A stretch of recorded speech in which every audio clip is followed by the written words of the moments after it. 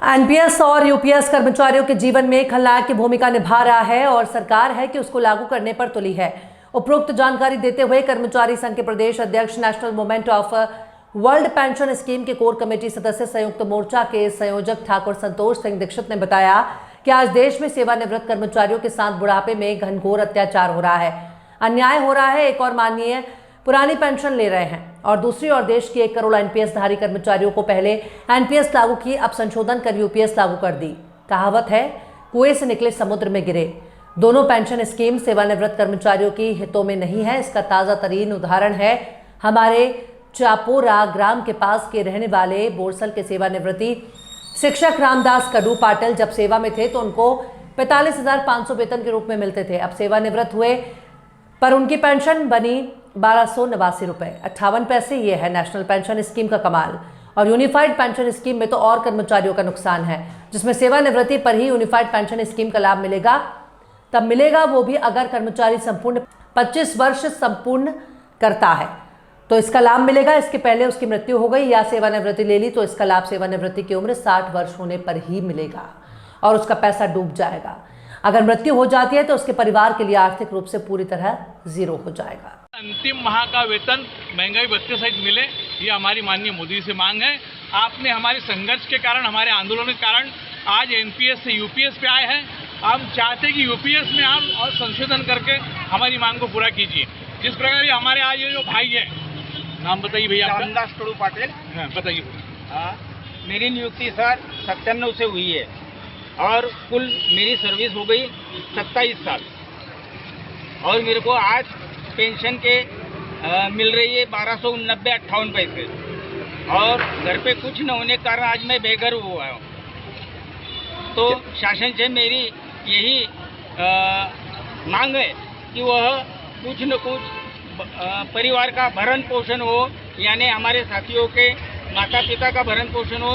इसी प्रकार आगे चल करके हमारा कोई ध्यान में रखते हुए माननीय अध्यक्ष जी द्वारा जो मांग की गई है वह मांग अनुचित है और सत्य है। इसी में किसी भी प्रकार की कोई दो राय नहीं है। स्कीम सरकार ने एनपीएस की जगह यूपीएस लागू किया है। उसमें सबसे बड़ी बात, सबसे बड़ा संशोधन ये कि जब रिटायरमेंट के समय जो हमारा जो पैसा है, जो हमारी जो जमा पूंजी है, वो हमें 100% जैसे ओपीएस में मिलती है वैसे जो है वह यूपीएस में भी मिलनी चाहिए। अगर वह जमा पूंजी अगर हमें नहीं मिलेंगी, आज मान लिया जाए जैसे रिटायरमेंट के समय तक अगर हमारा 60 लाख रुपए जमा होता है तो यूपीएस में हमें केवल 6 लाख रुपए मिलेगा, बाकी का 1 लाख रुपये का नहीं देंगे। वो पूरा सरकार जो है अपने पास रख लेंगे। तो यह सबसे बड़ी यूपीएस की खामी है, क्योंकि रिटायरमेंट के समय जो हमारी जो जमा पूंजी जीवन भर की जो 25 साल 30 साल जो व्यक्ति नौकरी करता है, अपने परिवार के लिए पैसा जमा करता है, वो पैसा उसे रिटर्न मिलना चाहिए। ये सबसे बड़ी कमी है, इसको सरकार जो है वो दुरुस्त करे। आंदोलन देखिए, हमारी ये अकेले शिक्षाकर्मी की मांग नहीं है, ये समस्त प्रदेश के 1 करोड़ एनपीएस धारी कर्मचारियों की मांग है। और हमारे राष्ट्रीय अध्यक्ष विजय बंधु जी के नेतृत्व में हम लोग विगत 17 वर्षों से पुरानी पेंशन की मांग करते आ रहे हैं और संपूर्ण देश में पुरानी पेंशन का अलग जगाने के बाद, सभी कर्मचारियों को जागरूक करने के बाद केंद्र सरकार ने मोदी जी की अध्यक्षता में एनपीएस नेशनल पेंशन स्कीम की जगह यूनिफाइड पेंशन स्कीम लाई है।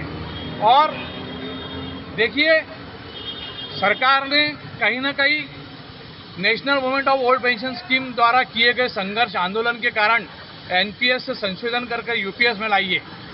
लेकिन ना हमें एनपीएस मंजूर है, ना हमें यूपीएस मंजूर है।